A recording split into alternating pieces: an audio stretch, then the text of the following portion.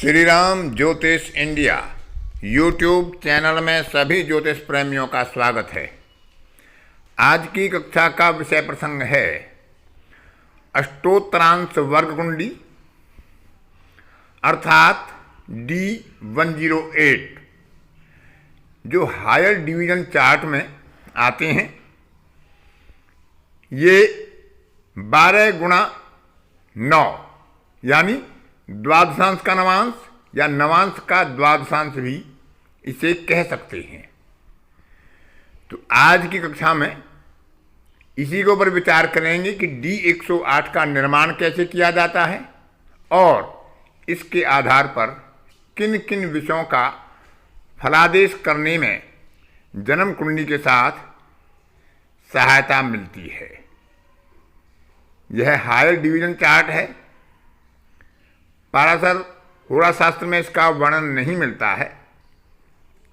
कुछ ग्रंथों में इसका वर्णन किया गया है और आधुनिक शोधकारों ने इस पर गंभीरता से काम किया और इसको chart of final fate of native on the earth कह के पुकारा गया है।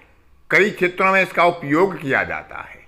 तो आज की कक्षा D108 के ऊपर है कि कैसे इसको बनाएंगे, कैसे इसका निर्माण करेंगे और किन किन विषयों के बारे में इससे फलादेश में हमें सहायता मिल सकती है। हायर डिवीजन चार्ट में इससे पहले D81 यानी नवनवांश के बारे में आपको बताया जा चुका है। तो D108 यानी नवांश का द्वादशांश या द्वादशांश का नवांश यानी 12x9। तो इसको द्वादशांश नवांश भी कहते हैं या द्वादश नवांश भी कहते हैं। ज्योतिषीय फलादेश में इसको chart for final fate of life on earth भी कहा जाता है और इस वर्ग कुंडली का जातक के जीवन के कई सिद्धांतों को, कई फलादेशों को देखने में बहुत महत्वपूर्ण उपयोग किया जाता है। और वर्तमान शोधकार और जो डी चार्ट पर यानी डिवीजन चार्ट पर अच्छा कार्य करना जानते हैं, जन्म पत्रिका के साथ मिलान करके वो इसका भली भांति उपयोग करके अपने फलादेश में एक अच्छी सटीकता प्राप्त कर पाते हैं। क्योंकि यह वर्ग कुंडली लगभग हर मिनट पर परिवर्तित होती रहती है, तो बहुत सूक्ष्म वर्ग कुंडली है और इससे किसी भी जातक का जेंडर तय करने में, उसका पुल्लिंग या स्त्रीलिंग तय करने में बहुत ही मददगार साबित होती है।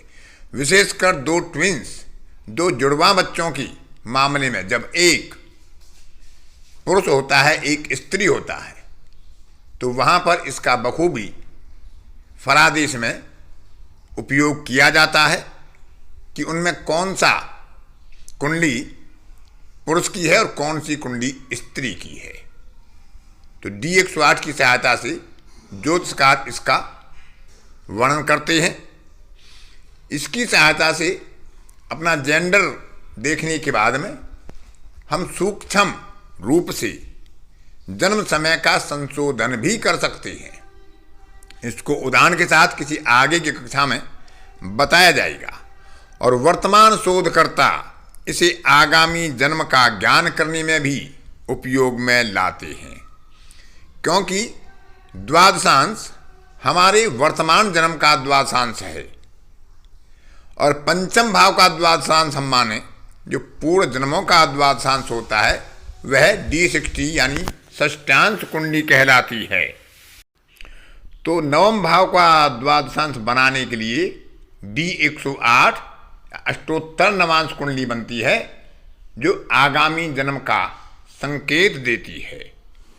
क्योंकि व्यक्ति के 3 त्रिकोण होते हैं, लग्न, पंचम और नवम।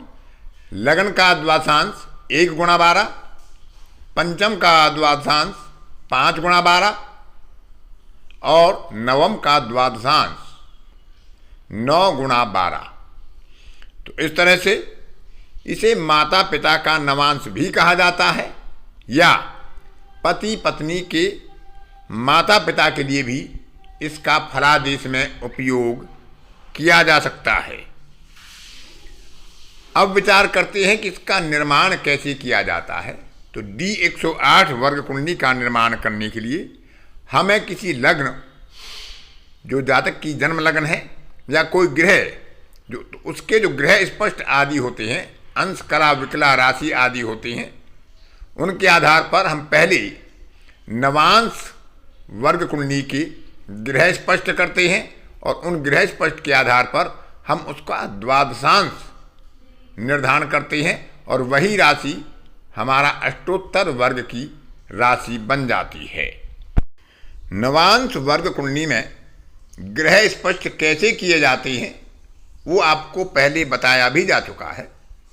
आज पुनः एक उदाहरण के साथ आपको बताएंगे कि नवांश के वर्ग से कैसे ग्रह स्पष्ट बनाएं और उसके आधार पर कैसे द्वादशांश राशि का निर्माण करें।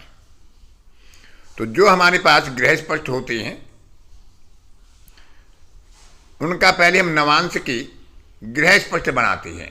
तो उदाहरण के लिए जन्म समय में कोई ग्रह या कोई लग्न मेष के 17 अंश, 44 कला और 5 विकला पर ग्रह स्पष्ट में निर्धारित की गई है, तो उसके आधार पर हम पहले नवांश तय करेंगे। तो क्योंकि यह छठवां नवांश है और छठवां नवांश मेष राशि के लिए कन्या राशि का होता है और कन्या राशि के नवांश में हम ग्रह स्पष्ट करते हैं नवांश वर्ग कुंडली की, और उनमें हम फिर देखेंगे कि जो 2.5 अंश का एक द्वादशांश होता है वह कौन सा द्वादशांश हो जाता है, और वही हमारा अष्टोत्तर नवांश का वर्ग कहलाता है। क्योंकि यह छठवां नवांश है और छठवां नवांश प्रारंभ होता है 16 अंश 40 कला से, तो 17 अंश 44 कला और 5 विकला से हम 16 अंश 40 कला को घटा लेते हैं, तो हमें प्राप्त होता है 1 अंश 4 कला और 5 विकला। क्योंकि हम नवांश के ग्रह स्पष्ट निकाल रहे हैं और नवांश में 9 वर्ग होते हैं, इसलिए इसको 9 से गुणा करेंगे।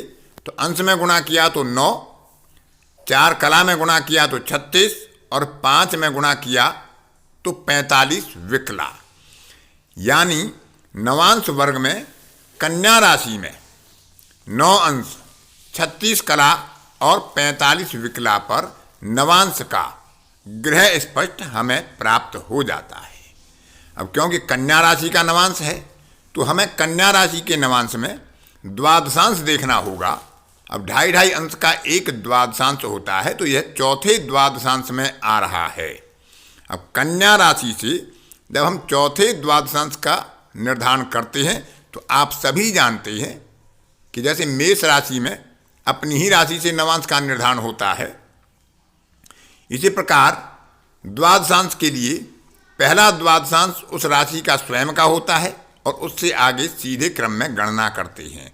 तो क्योंकि पहला द्वादशांश कन्या का, दूसरा तुला का, तीसरा वृश्चिक का और चौथा द्वादशांश यहाँ पर बन रहा है, यह धनु राशि का द्वादशांश हो जाएगा। इस तरह से जो मेष राशि में 17 अंश 44 कला और 5 विकला पर कोई ग्रह था तो वह नवांश में कन्या में होगा, लेकिन अष्टोत्रांश में D108 में उसकी राशि धनु का निर्धारण हो जाता है। तो धनु राशि में उसका अष्टोत्रांश या D108 की वर्ग राशि तय हो जाती है, जिसके आधार पर हम उसका फलादेश का विचार करते हैं। तो इस तरह से जन्म कुंडली के ग्रह स्पष्ट के आधार पर हम पहले नवांश के ग्रह स्पष्ट करेंगे और नवांश के ग्रह स्पष्ट के आधार पर वह जिस राशि में आता है उस राशि में कौन सा द्वादशांश बनता है, उस द्वादशांश को लेकर हम अष्टोत्रांश का वर्ग निर्धारित कर लेते हैं।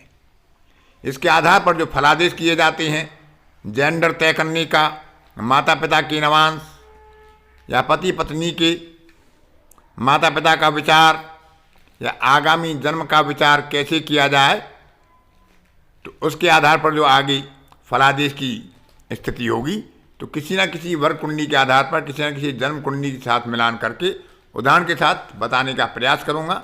आज की कक्षा में इसका निर्धारण और किन विषयों पर इसको उपयोग में लिया जाता है उनके बारे में आपको बताया। अतः आज की कक्षा में इतना ही। अन्य किसी कक्षा में फिर किसी नए विषय के साथ आपसे मुलाकात होगी। तब तक के लिए अपनी वाणी को विराम देता हूँ। धन्यवाद।